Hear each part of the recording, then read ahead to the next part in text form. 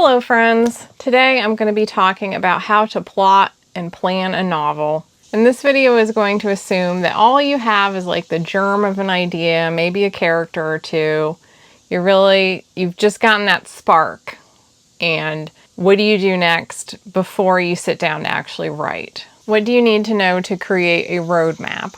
Whether you are a plotter or someone who wings it a little more, either way, you might want to have a certain level of structure to set yourself up to finish the book. And I've learned over time that you will really do yourself a favor if you start with writing a pitch before you write the book. Even if you are a total pantser or someone who writes by the seat of their pants, you don't like to outline, I would still recommend trying to write out like a brief pitch for your book before you start to write. It might change, but it would give you an idea of like, how are you going to sell this book once it's done? Where are you going to position it in the marketplace? Who is the audience? What is that thing that's going to make people go, ooh, I'm going to click on that one?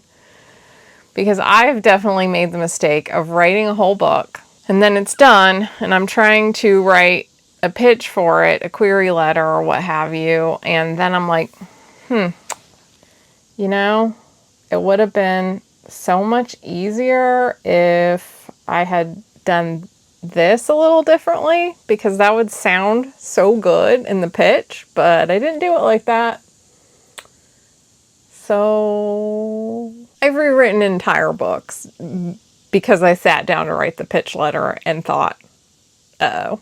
So let's try to avoid that if we can. And coincidentally, that is the same thing that is recommended as a starting point in Reedsy's online course on writing a novel. Reedsy approached me recently asking me if I wanted to check out their upcoming course and maybe do a video on it.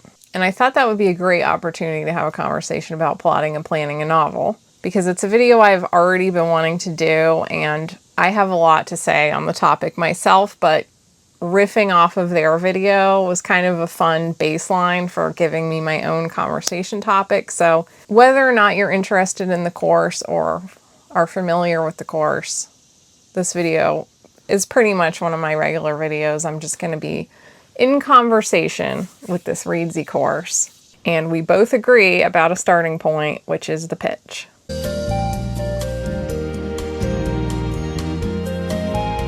Hello friends, I am Lydia Foxglove and I am a fantasy author. I've been making my living as a writer for 15 years and I've been both traditionally and self-published. And I've written over 50 books, so I've done a lot of plotting and planning. And over time I've realized how much easier it is to sell a book when it has a good pitch. The underpinnings of the book must support a good pitch, as Tom says in the video. Yes. And no matter what you do, some books just lend themselves to a good pitch better than others. That has always been true. It would be great if every book we wrote started with a really awesome pitch, but usually the heart wants what it wants in writing, and you kind of have an idea that may or may not be a good pitch, and you just kind of want to write it anyway, so you have to figure out the best way to pitch it.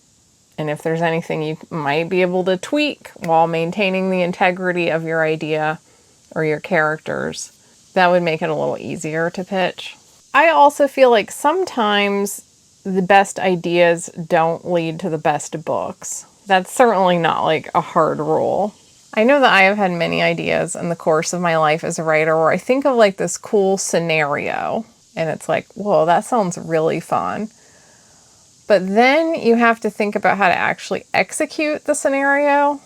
And it's often very tricky because often the best sounding scenarios have some kind of really intriguing problem or conflict that then you have to figure out how to solve. And you did not start with a character. You started with an idea. For me, I feel like the best books are the ones that begin with the character and not the idea. Because ultimately what keeps me reading a book is really great characters. So if you can have a book that has a killer idea and really great characters, that is truly the best of both worlds. But it doesn't always work out like that. And I would still rather have a great character book than just a great idea. If you've been in the industry at all, you will probably have heard the term high concept. And people don't always agree on exactly what qualifies as a high concept idea. I would say that like The Hunger Games comes to mind as a book that is a high concept and that did really well because people really connected with it. But when you think about the pitch of The Hunger Games, kids are competing in like a gladiator style reality show where the last one surviving is the winner.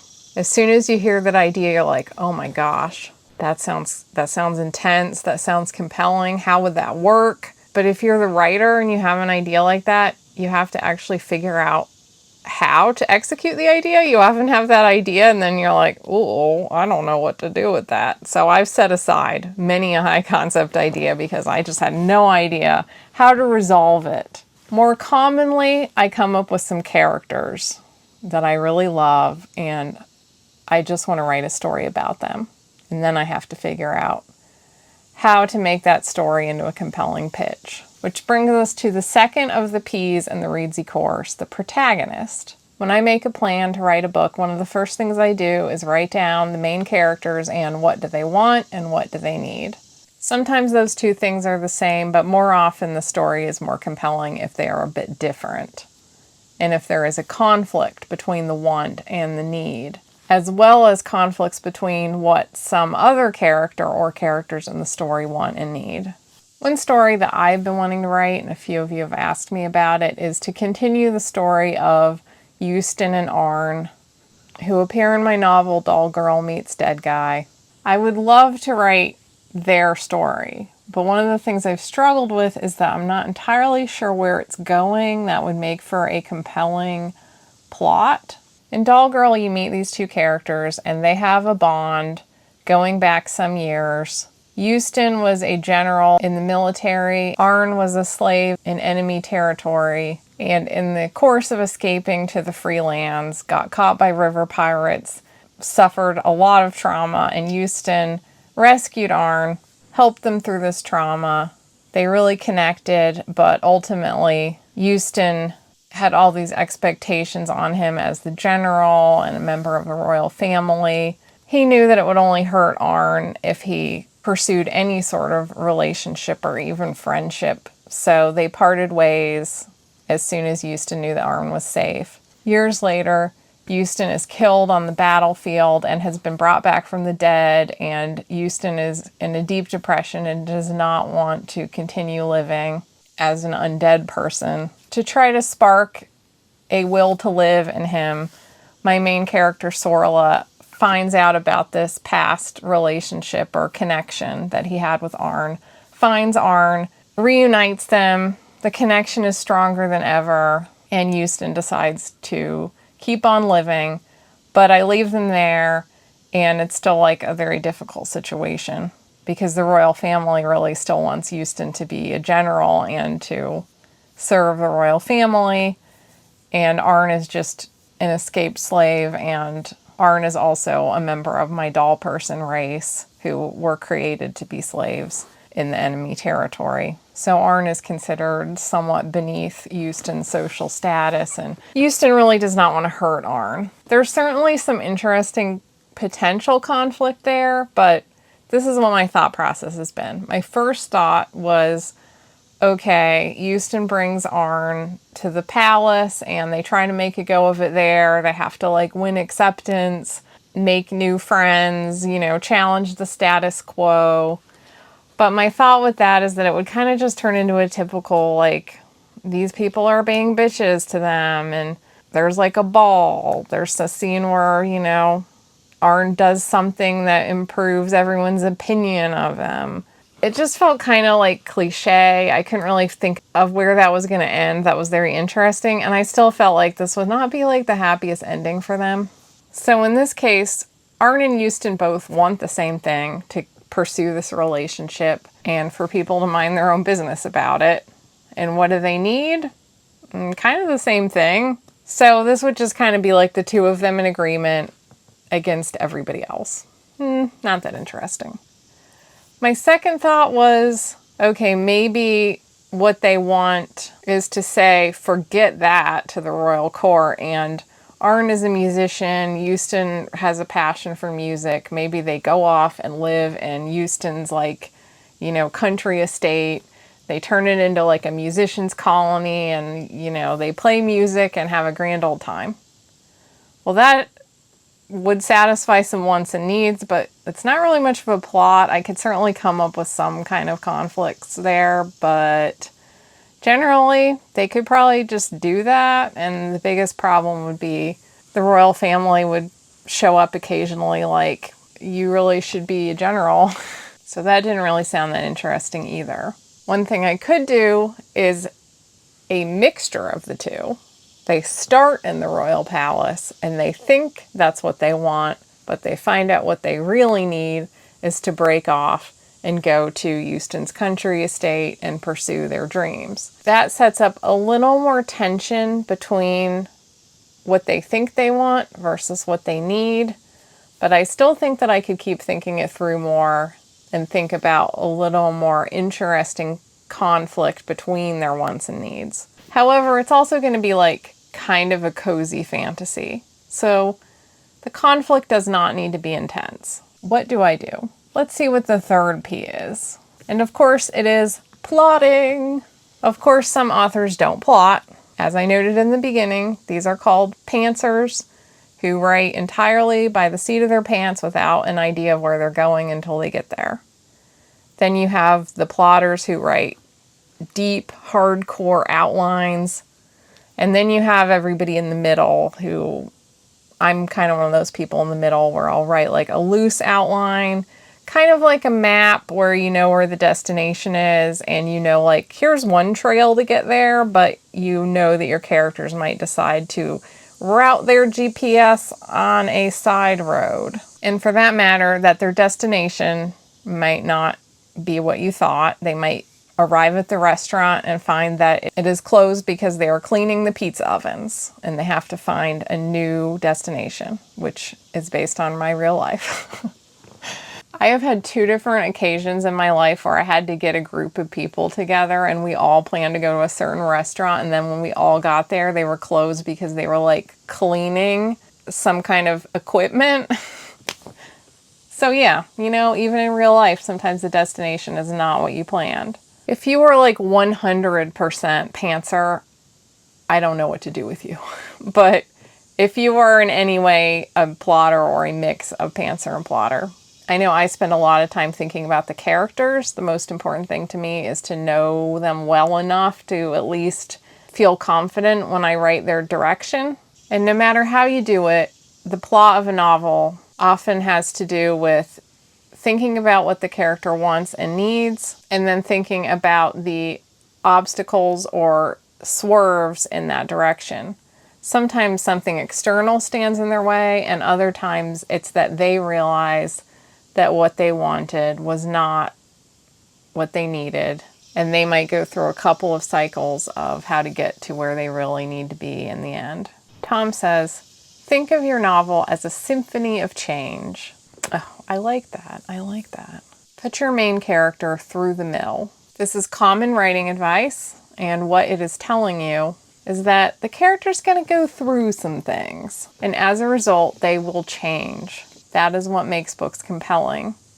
For example, this is one reason why any book with a pitch about a villain tends to do pretty well, because people have a craving to see the villain evolve. There's so much change and conflict inherent in a premise with a villain. Now, a lot of what I've been writing recently is cozy fantasy, and it doesn't seem quite right to say that I'm going to put my characters through a mill, because the whole point of cozy fantasy is that it's not overly stressful. I tend to say I write cozy adjacent because my characters are often like recovering from some kind of trauma, and they have a lot of like kind of deep things they're grappling with. But most of my books set in my main fantasy world don't have them going through like really intense, heavy things. This is definitely not The Hunger Games. It's something that you could revisit when you're stressed out and have it with a cup of tea and feel a little better about the world when you're done, hopefully.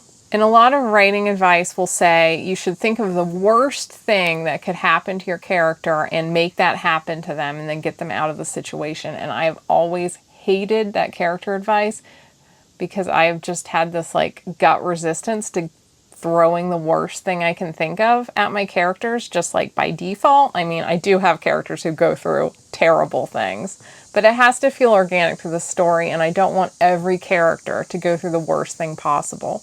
The books that stick with me that I reread are the ones where I really find the characters delightful and I love their like rapport, and I really want to see them come together as a group, and I want to see like people who are hurting heal and people who have been in a dark place or are somewhat villainous become better. That's more satisfying to me than being like, this person's going to be murdered and the person they love will be torn from them. Whew, I don't want a whole lot of that. But how do you make that book compelling? I would revisit this quote about a symphony of change, which actually sounds rather beautiful, and say that what can drive even a very cozy book forward is that desire to see the characters evolve. Let's look at Legends and Lattes. This is one of the most popular cozy fantasies that kind of really kicked off the genre. So a fair bit of you have probably read this book or at least have heard of it. So what does happen in Legends and Lattes that kept people reading? The premise, I would say, is high concept. It's the kind of plot, especially since this was one of the first ones that when you read it, you're kind of like, oh, that's different, that's interesting. It has things that feel relatable, but the way they're combined are unexpected.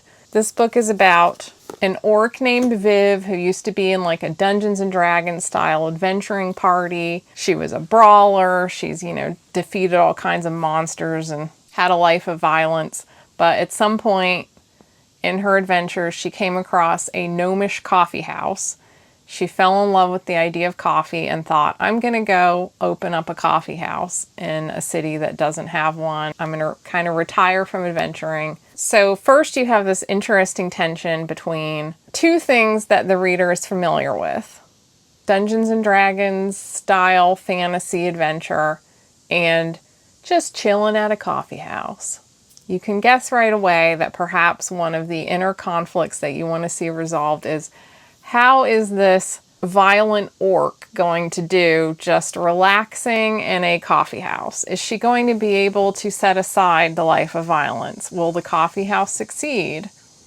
Will these fantasy creatures enjoy the coffee house? And what sort of characters are going to come in? So perhaps the first thing kind of driving our curiosity is, how will these two somewhat disparate things fit together? How is the square peg going to fit in the round hole? Because usually we think of like the tavern, the fantasy tavern, not like a coffee house. This story is not founded on the most terrible thing that could happen to a character, but rather a relatable situation presented in a fresh way. So there's the inherent question in this premise. And then as you read, let's say you're at about page 50. That's usually about the point where I decide whether I'm going to continue with a book that I'm reading or not. It's around that time where Viv feels like she needs to hire someone to help her at the coffee house. She puts up a notice, and the first, and I think only person to apply is the succubus girl. She has a very matter-of-fact personality. She does not show up being all seductive. Viv kind of has like a stereotype in her mind of what a succubus should be, and this girl, Tandri, does not fit her expectation, and Viv is a little flustered around her, and like Tandri doesn't give you a whole lot of information about herself when she shows up. So with her arrival, you have like an interesting character dynamic of, what is Tandri's deal? How does her like succubus life manifest? Is there going to be a romance here? Is she going to be a good employee? How is Viv going to manage her? So there's another point of tension that does not necessarily involve terrible things happening, but still provokes reader curiosity. And then the third thing you have going on around the 50-page mark is that there is a group called the Madrigals that expect a payment from every business in town. They're rather threatening, and as soon as they show up, you can just tell that Viv wants to grab a weapon and just like, I'm not afraid of you guys. I'm not giving you a dime. But she knows, and we, the reader, also know that that might not be the best course of action, but also we don't like these people. So you have a little external tension that does not feel like it's going to turn into something like horrible, but you do wonder like, how is Viv going to balance her past and like her physical power with her new life as a coffee shop owner where she wants to protect her business. She does not want to pay up to these corrupt people. Is she going to find a different way to resolve this? So when I'm at the 50-page mark in Legends and Lattes, I have 3 reasons to read on, all of which still fit within a cozy fantasy. One is just, is the coffee house going to succeed? One is, how is Viv and Tangery's friendship or relationship going to pan out, and what is Tangery's deal? And how is Viv going to deal with these threatening madrigals? So after analyzing this, I'm going to think about my Euston and Arn story and consider what, if I wrote this book at page 50, what would like 3 things be that might be compelling the reader onward? And you might also want to think about something like having that balance of like external tension, internal tension.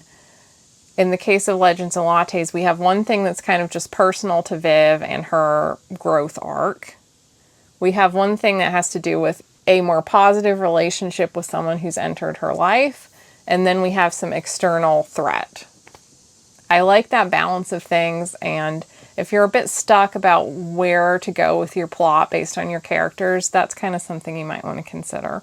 The 4th P is point of view, which is a very important question to ask yourself. When I've been doing the first page critique videos, I've had a lot to say about point of view. For some years, I was writing all first person point of view because I was writing paranormal and fantasy romance to market, and if you're already writing to market, you might as well pick the most popular point of view for that market, which in that case was first person.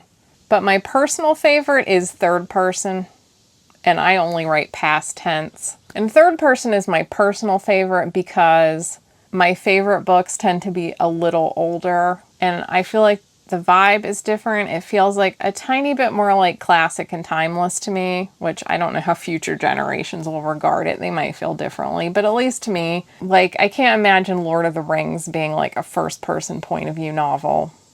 And I feel like when you have a fantasy world with a lot of world building, it's better to do third person because you can, like, I don't want like a whole author insert. I don't get in there and start like telling the whole history of the world in the middle of the book.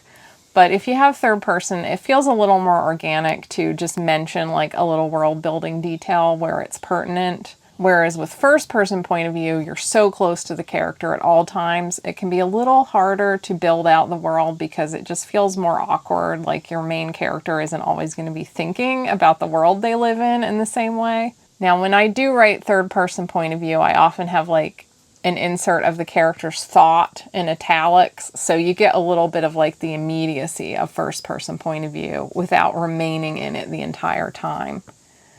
But the benefit of first person point of view is that it can feel a little more fresh. If your main character has like a strong voice, like they're kind of funny or snarky, or there's like a lot of things coming at them, if they're an unreliable narrator, there's a lot of reasons to have a first person point of view.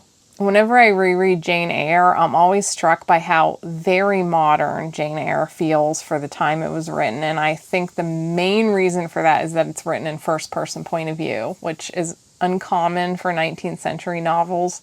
And even though you still have a lot of 19th century language in Jane Eyre, it just feels more modern. There is kind of that freshness and that power to first person point of view. So I don't really have a preference. It really just depends on what you feel right about and what suits the story. But if you've only ever written in one point of view, then I would try just like experimenting the other way, because sometimes you find like you like unlock certain interesting things about your own writing style by switching it up now and then. The one thing I will note is that if you ever decide to switch the point of view of a story after you've written it, it is quite an undertaking. It is a lot more work than you might expect if you've never done it before. So that's why it's really good to get a feel for it in the beginning and feel confident in how you're proceeding. They are really different methods of telling a story. And Tom agrees with me. Now the 5th P is place. Yes, place can add so much to a story. I am a big nonfiction reader, and one of the reasons that I love nonfiction so much is that it often gives me a stronger sense of how much place plays a part in shaping who we are as people.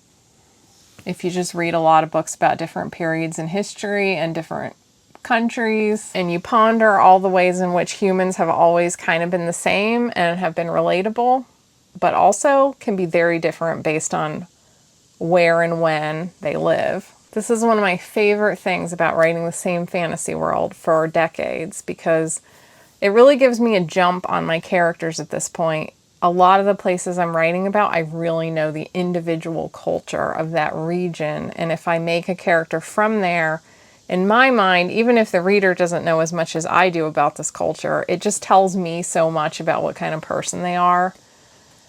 And then they're all going to be different, the way people would be.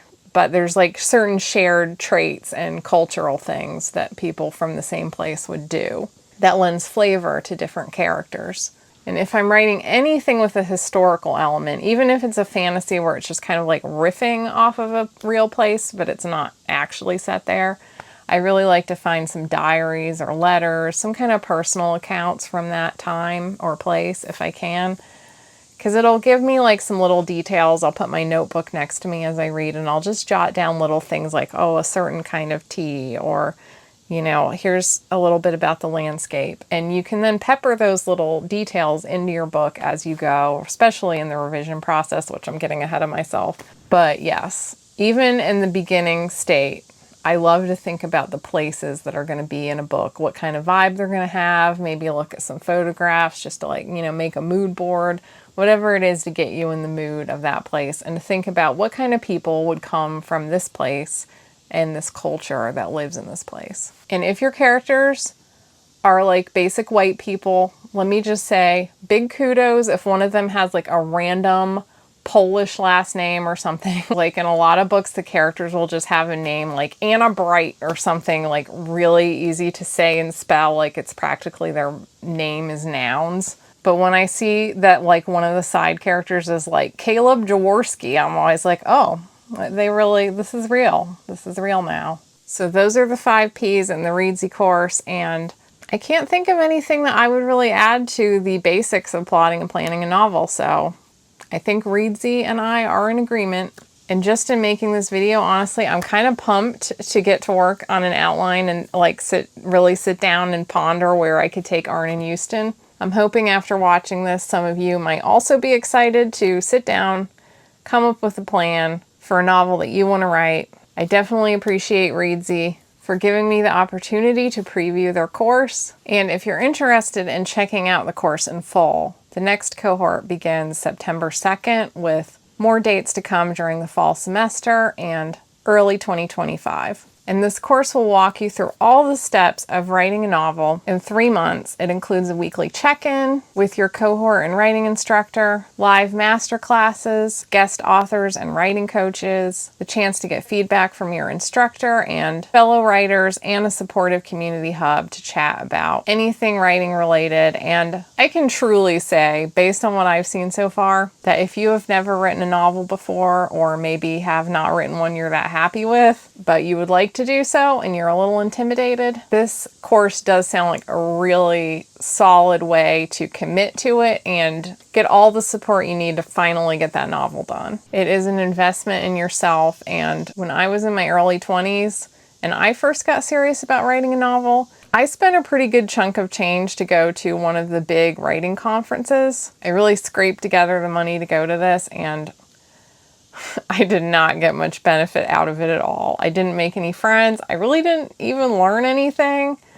I wish that I could have taken a course like this back then, because I think it probably would have been a much better investment in my career at that stage. So if you are at that point where you want to get serious about writing a novel and you want to invest in your career, I suspect you're going to learn a lot from this course, and you'll also help to support my channel, which would be awesome. But either way, I hope there's some interesting points in this video or some inspiration. I'd love to know, are you a plotter or are you a pantser? A little bit of both. What are the first things that you think of when you sit down to write a novel? Are you more of an idea person, more of a character person? Let me know in the comments. Let's see how many plotters, pantsers, and hybrid authors we have. And if you enjoyed this video, don't forget to click the like button if you haven't already subscribed. On this channel, I cover a variety of topics related to the writing life in particular and the creative life in general, including writing craft, writing marketing, the emotional side of being a creative,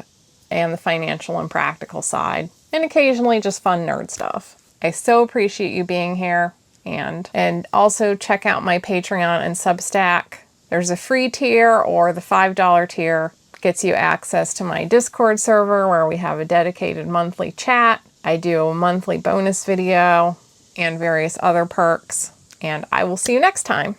Bye!